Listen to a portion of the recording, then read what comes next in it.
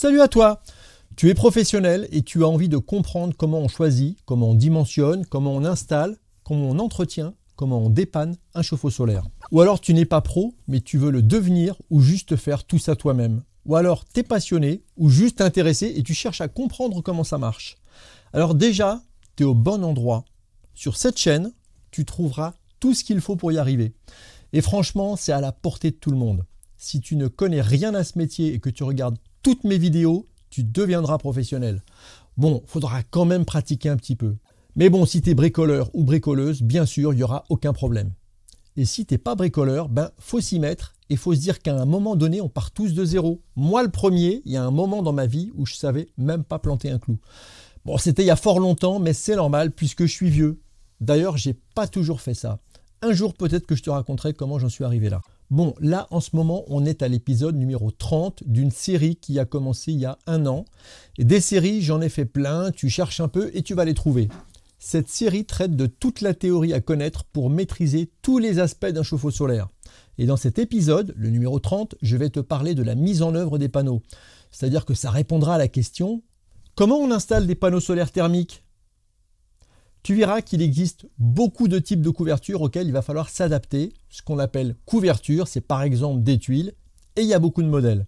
Mais ça peut être aussi du zinc ou du bac acier par exemple. Et ensuite, on a différents types de montage. Tu as l'intégration, la surimposition, le montage en appentis, sur toit plat, sur châssis. Bref, des configurations, il y en a pléthore. Ouais, pléthore, je l'ai déjà dit, c'est un mot que j'aime bien. Parce que c'est vieux, ça fait sérieux et aussi ça fait le mec de chantier qui ouvre quand même des bouquins. Bon, pour les nouveaux, je m'appelle Joseph Terribil et je suis chauffagiste spécialisé dans les économies d'énergie et les énergies renouvelables. Depuis 20 ans, je vends, j'installe, j'entretiens et je dépanne. Et pour finir, j'ai formé pas mal de mes confrères en dispensant des formations Calisol. Bienvenue sur ma chaîne, ici tout est gratuit, mais attention, en retour, je te demande de t'abonner, de partager et de liker. Sauf si t'aimes pas, bien sûr. Mais dans ce cas-là, je te retiens pas. Salut à toi, heureux de t'avoir croisé. Allez, c'est parti, on y va. Musique!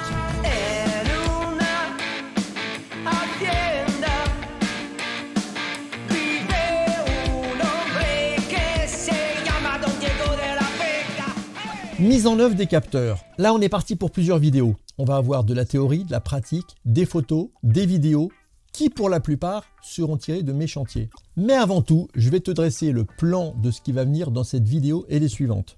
La première vidéo qui sera la plus lourde, c'est celle-ci.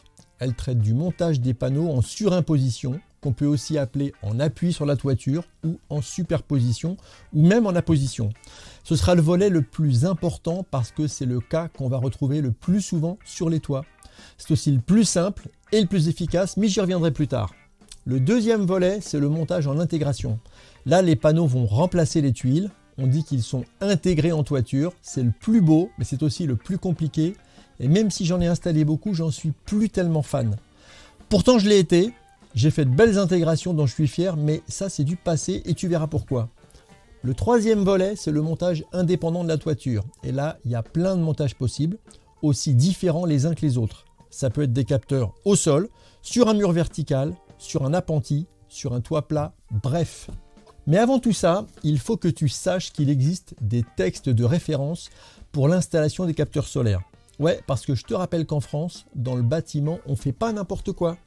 Il existe des documents qui s'appellent des DTU. Des quoi? Ouais, des documents techniques unifiés. Oula, si je mets les pieds là-dedans, j'ai peur d'y passer la vidéo et je crois pas que c'est ce que tu attends. Bon, c'est important, je vais essayer de résumer. Il existe une commission générale de normalisation du bâtiment qui définit des normes pour le bâtiment, voyons. Pour simplifier, on va dire que cette commission définit les règles de l'art des métiers du bâtiment. Et ces règles de l'art, elles vont servir de référence dans les marchés de travaux et pour les assureurs. Donc en résumé, tu as intérêt à les connaître si tu veux que le travail soit bien fait et si tu veux pas être emmerdé. Ouais, parce que imagine que tu poses des panneaux sur la toiture et que hop, à la première pluie, c'est l'inondation. Ou alors, il y a un gros coup de vent et ton panneau, il atterrit sur ton voisin qui était par exemple tranquillement en train de siroter un pastis dans son hamac. Bon, je te fais pas un dessin, mais les emmerdes, elles vont vite te pourrir la vie. Bon, imaginons que tu es dans la merde. Alors là, bien sûr, tu te retournes vers ton assureur et lui, comme d'hab, il n'a pas envie de payer. Il va te missionner un expert qui va regarder dans quelles conditions tu avais installé tout ça. Et il va se référer aux normes existantes sur le sujet et aux documents d'installation. Et il va te dire, allez, sortez-moi les documents de pose du fabricant. Ouais, comme un contrôle d'identité. Et donc tu vas aller chercher les docs. Oui, parce que heureusement, quand les fabricants te vendent du matériel, ils te donnent des préconisations de pose. Et comme ils te disent comment tu dois les poser, ils n'ont pas intérêt à te raconter n'importe quoi. Sinon, c'est eux qui seront tenus pour responsables. Donc au bout du compte, même si tu ne connais pas les normes et ces fameux DTU, en respectant la documentation d'installation, tu ne prends pas trop de risques. Et là, tu pourras dire à monsieur ou madame l'expert que c'est pas de ta faute. Tu avais tout fait comme dans la doc.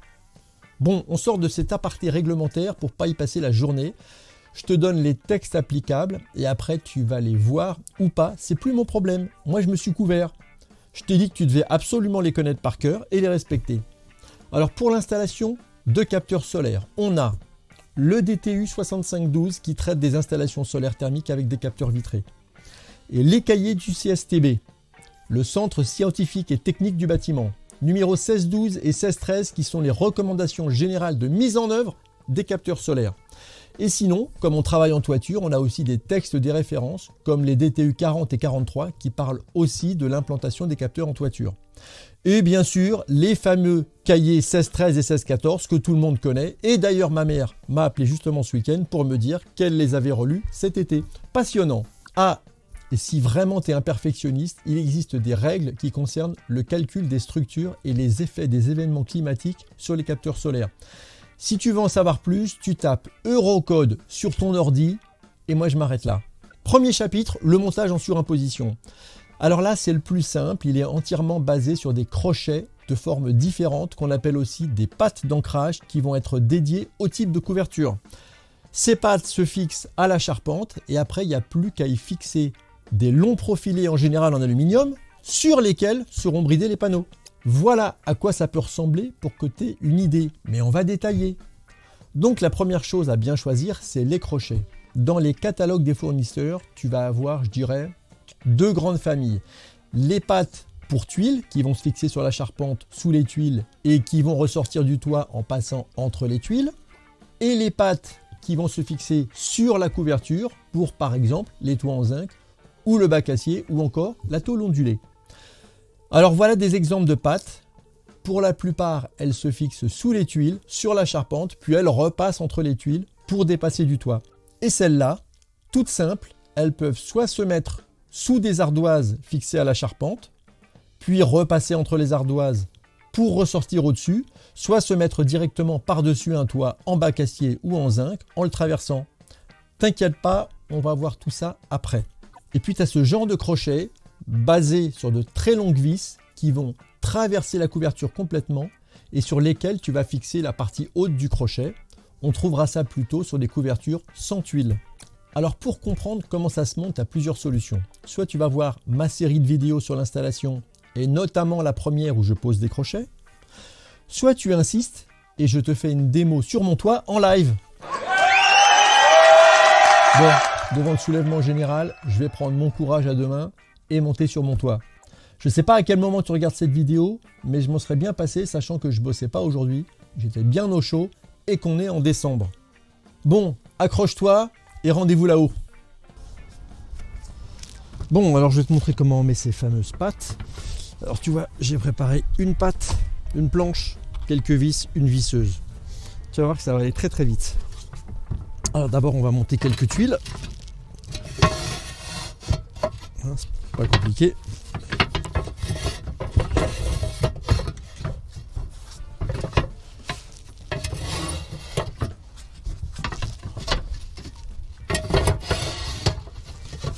Bon alors ici on a des panneaux sandwich, hein, mais c'est pareil, ça t'imagines que c'est des chevrons.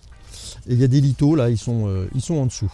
Alors, on prend la pâte, on va la mettre ici. On va s'arranger pour qu'elle tombe, mettons, au milieu. Et alors tu vois, là, je peux pas la mettre à plat. Parce qu'en fait, elle touche ici. Donc, on va se prendre une petite planche. Voilà.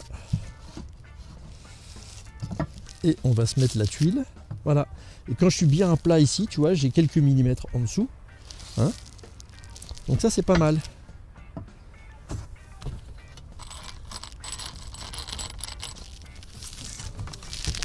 Bon, ce qu'on peut faire pour être à l'aise, bah, c'est fixer la planche. Ça va vite ça. On se met 2 vis. Hop, on en a une. On peut en mettre une deuxième.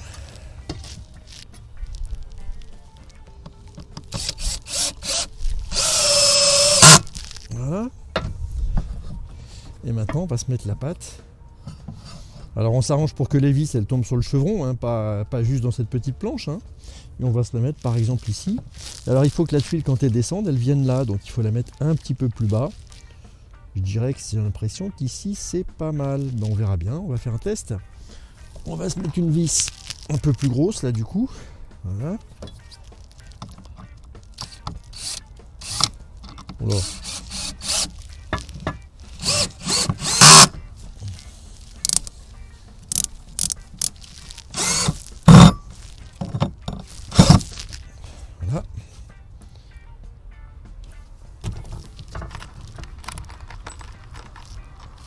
On va en mettre une deuxième.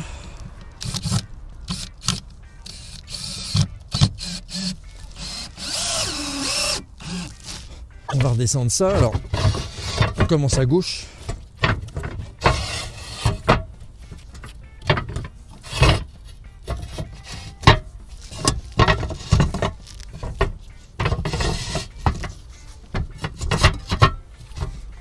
Et voilà.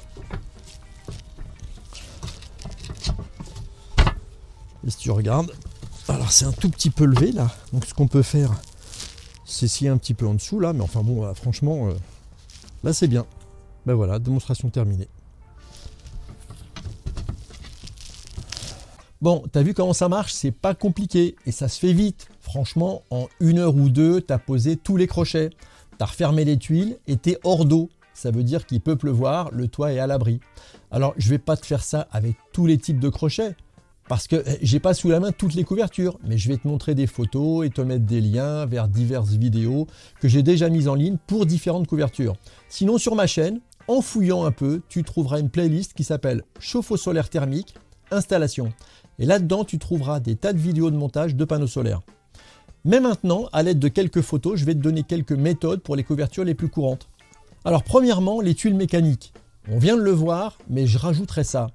Tu vois là, quand tu remets ta tuile par-dessus le crochet, tu peux tronçonner un peu la tuile si c'est nécessaire pour que la tuile se réemboîte mieux sur celle du dessous. Et ça, c'est valable, quelle que soit la forme de la tuile. Dans les tuiles mécaniques, tu as des tas de modèles, de tailles, de hauteurs et de formes différentes. Ça sera à toi de t'adapter. Mais le principe sera toujours le même. Tu relèves les tuiles, tu te fixes sur un élément solide, et tu te mets des cales si besoin pour ressortir entre les tuiles sans que ça force sur la tuile du dessous. Et la tuile du dessus, elle repose délicatement sur la patte. Sinon, on a aussi la tuile romane qu'on trouve énormément dans le sud de la France. Là, on n'aura rien à couper sur la tuile, on va juste s'arranger pour que le crochet passe en haut. Tiens, parlons un peu de la tuile plate. Là non plus, on ne va pas couper les tuiles, on va plutôt mettre des crochets comme ça, des trucs bien fins qui vont pas trop surélever les tuiles. Allez, passons à l'ardoise. Je t'ai fait une super vidéo que tu peux voir ici. Et le lien est en bas. Tiens, et puisque tu vas en bas, profites-en pour t'abonner, liker, partager et me mettre un commentaire. Du genre, oh putain Joseph, c'est génial ce que tu fais. Ou alors, oh Joseph, t'es vraiment trop fort. Ou encore, oh mais qu'est-ce que t'es beau quand tu bosses. Ou alors c'est génial, mais j'ai jamais vu ça, il y a vraiment que sur cette chaîne, etc., etc. Après moi je te donne des idées comme ça, comme elles me viennent, mais tu peux modifier légèrement les textes et les adapter à ta sauce. Bon, j'en étais où? Non, parce que je m'emballe, je fais des envolées littéraires de folie et après je perds le fil. Hein, quoi? Ah oui. Les ardoises. Bon, les ardoises, je vais pas tout refaire. Voilà un extrait de la vidéo sur la partie crochet. Bon, maintenant on va rentrer dans le vif du sujet. Comment on fixe une patte sur une couverture en ardoise? Alors tout d'abord, pour arriver au final à ça, il va falloir démonter quelques ardoises. La première que j'ai entourée en rouge sur la photo, la deuxième, la troisième, on retire la quatrième, on retire la cinquième et enfin la sixième. Ce qui nous donnera ça, à un détail près, c'est que sur cette photo, j'ai déjà remonté la première que j'avais démontée, sauf que je lui ai découpé une petite bande verticale sur la gauche, comme sur cette photo, de la largeur du crochet pour qu'il puisse s'insérer dans l'espace créé. Du coup, je vous la fais étape par étape. J'ai remonté l'ardoise coupée. Je visse le crochet dans un chevron dans l'espace créé par ma découpe. Voilà une vue du dessus. Vous noterez que c'est un crochet simple, tout plat, en inox, que j'ai fixé par 2 grosses vis en haut. Il s'insère parfaitement dans l'espace de ma découpe. L'ardoise numéro 3 au-dessus du crochet est remplacée par une tôle en zinc. Bon, celle-là, elle a une pliure sur la droite, mais c'est pas obligé, c'est juste que j'avais ça sous la main ce jour-là, et que ça ne gêne pas. Vous pourriez même en faire une pliure à droite et à gauche si vous voulez, ça n'a pas d'importance. Ensuite, on va reposer l'ardoise à gauche, puis celle à droite, et il ne manque plus que l'ardoise du haut. Et voilà, on a le montage fini, propre et fonctionnel. Voilà, je vous dis au revoir et à bientôt j'espère sur une toiture ou dans une chaufferie. Salut les solaristes! Sinon, tu peux aussi faire comme ça. Tu enlèves les ardoises du haut et tu fais une découpe à l'emplacement de la pâte un peu plus large que la pâte que tu vas mettre. Ensuite, tu mets une première feuille de plomb ou d'alu souple, tu fixes ta pâte. Tu remets une deuxième feuille souple et pour finir, tu remets les ardoises en découpant ce qui te gêne. Et voilà le travail. Passons à la suite. Sur les tôles ondulées, on va aller chercher la charpente avec des tiges filetées et des joints en EPDM pour assurer l'étanchéité. L'EPDM, c'est une sorte de caoutchouc. Et bien sûr, en haut des tiges filetées, on va fixer la partie haute du crochet qui viendra soutenir les profilés. Et il y a aussi une autre solution, c'est les crochets spéciaux pour tôle ondulée. Là, pareil, on traverse la tôle ondulée avec des vis en haut de la vague et on a des joints d'étanchéité. Et pour finir, on va se pencher sur le bac acier et le zinc, c'est à peu près pareil. Là, comme première solution, tu as les tiges filetées qu'on vient de voir et qui peuvent marcher. Il suffit de les mettre comme sur les tôles ondulées en haut du couvre-joint, c'est-à-dire le petit profilé en zinc qui recouvre le lito, qui est lui-même fixé au volige, elle-même fixée au chevron. Ouf, j'ai réussi à le dire. Ouais, les couvreurs, ils ont quand même un vocabulaire un peu spécial. Bon, si tu veux en savoir plus sur ce montage, tu vas voir dans la même playlist que tout à l'heure la vidéo qui s'appelle « Pose de panneaux solaires sur toiture en zinc » et dont le lien, comme d'hab. Et comme il y a toujours un petit malin qui va me dire qu'il existe aussi des toitures en zinc à joint debout et que mes deux solutions, elles ne marchent pas dans ce cas-là, voilà la solution. Il existe pléthore de pinces faites pour ça. Il suffit de taper pâte pour zinc joint debout sur internet et ensuite tu n'as plus qu'à mettre des rails, etc. compagnie. Ah, j'allais oublier, il y a un truc marrant qui a l'air un peu louche que j'ai déjà vu sur une installation et qui finalement est hyper simple et a l'air de faire l'affaire.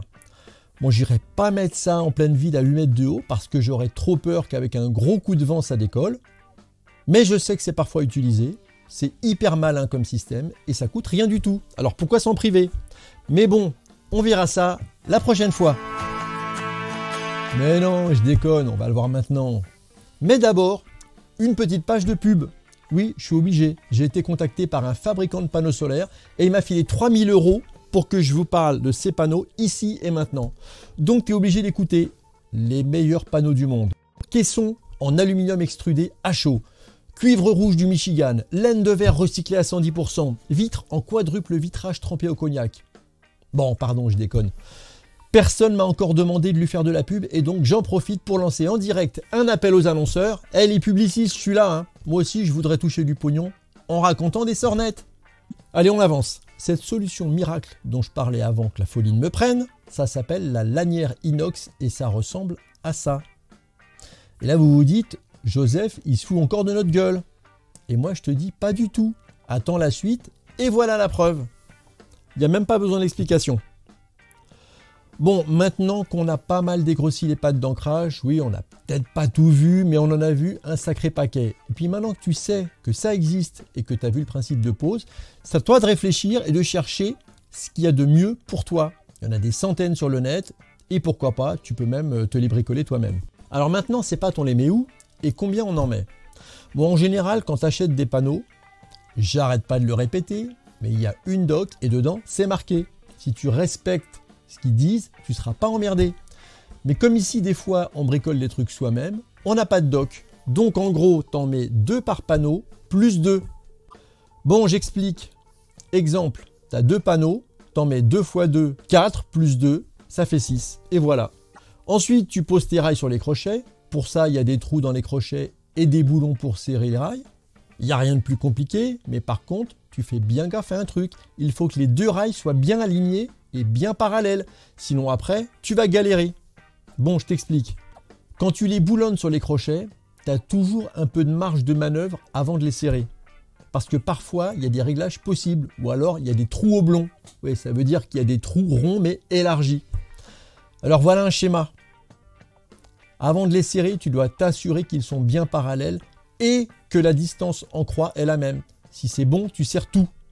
Si c'est pas bon, quand tu mettras ton premier panneau, tu vas voir que le bout de rail qui dépassera de ton panneau en haut et en bas ne sera pas à la même distance. Du coup, il pourra te manquer quelques centimètres de rail pour mettre ta bride de serrage quand tu poseras le dernier panneau, en haut à gauche sur ce schéma.